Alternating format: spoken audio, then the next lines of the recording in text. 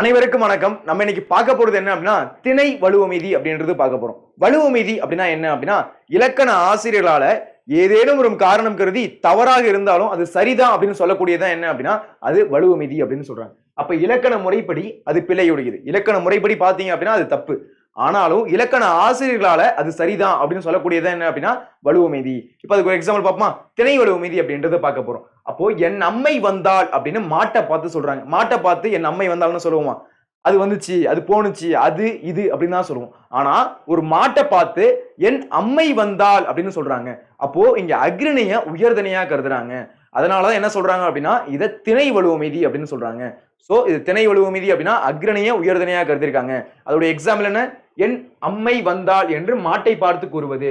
So அதனால என்ன சொல்றாங்க அப்படின்னா இது திணை வலுவமைதி அப்படின்னு சொல்றாங்க. இங்க உவப்பின் காரணமாக அக்ரிணை உயர்தனையா கருதப்பட்டது அப்படின்னு சொல்றாங்க. இந்த வீடியோ உங்களுக்கு பிடிச்சிருக்கு அப்படின்னா ஒரு லைக் ஒன்று தட்டி விடுங்க. உங்க ஃப்ரெண்ட்ஸுக்கு இந்த வீடியோ கண்டிப்பா ஷேர் பண்ணுங்க.